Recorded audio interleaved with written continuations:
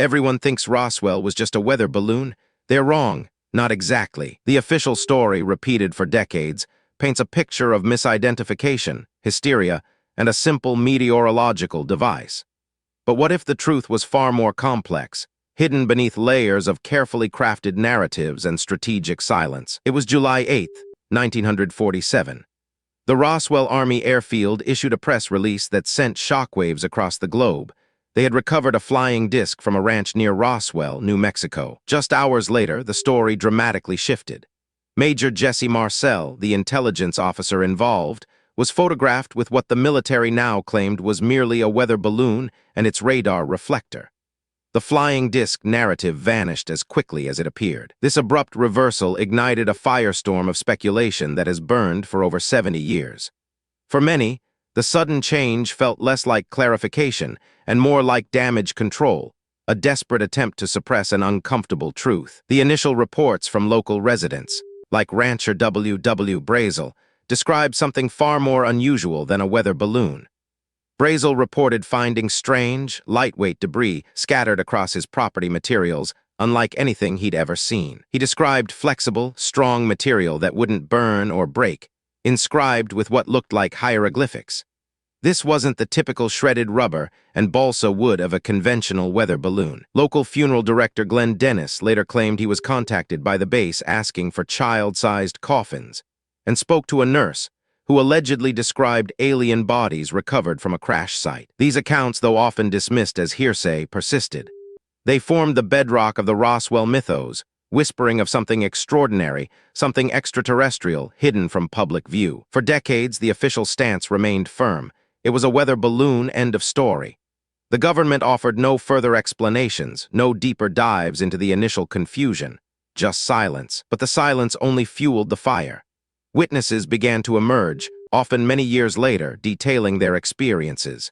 Some were military personnel, now retired, no longer bound by oaths of secrecy. Major Jesse Marcel himself, in a 1978 interview, stated unequivocally that what he recovered was not a weather balloon. He described materials that defied conventional explanation, incredibly thin yet immensely strong. He detailed a cover-up, claiming he was ordered to participate in the weather balloon charade. This was a direct contradiction from the very man at the center of the initial military investigation. Another compelling account came from Walter Haut, the public information officer who drafted the original flying disc press release. His posthumously revealed affidavit claimed he saw alien bodies and wreckage himself. These personal testimonies, often delivered with conviction and at great personal risk, presented a stark contrast to the official narrative. They chipped away at the weather balloon story, piece by painstaking piece. Then in the 1990s, the government released two reports. The Roswell Report, Fact versus Fiction in the New Mexico Desert, 1995, and the Roswell Report, Case Closed, 1997. These reports offered new explanations. The first suggested the debris was from a then-secret Project Mogul balloon designed to detect Soviet nuclear tests. The second addressed the alien bodies claims, attributing them to crash test dummies or misidentified medical mannequins. For many, these explanations felt too convenient, too late, and still didn't fully account for the initial panic or the consistent descriptions of extraordinary materials.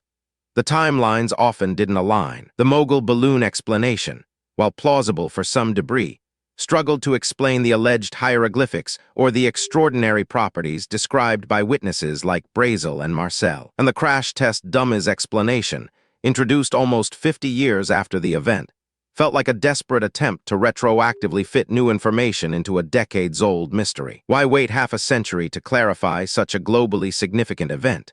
Why the initial secrecy around Project Mogul, only to reveal it decades later as the solution to Roswell? These questions linger, fueling the enduring belief that the government's explanations are, at best, incomplete, and at worst, a deliberate smokescreen for something far more profound. Roswell remains a potent symbol of skepticism towards official narratives, a testament to the power of eyewitness accounts, and a constant reminder that sometimes the simplest explanation isn't always the truth. Whether it was an alien craft, a secret military experiment, or something else entirely, The Roswell incident continues to challenge our understanding of what happened on that desert night in 1947. The weather balloon story didn't close the case for many. Instead, it opened a door to a labyrinth of questions, where the truth remains stubbornly out of reach. Next, we'll explore the mysterious disappearance of Flight 19, a true enigma of the Bermuda Triangle.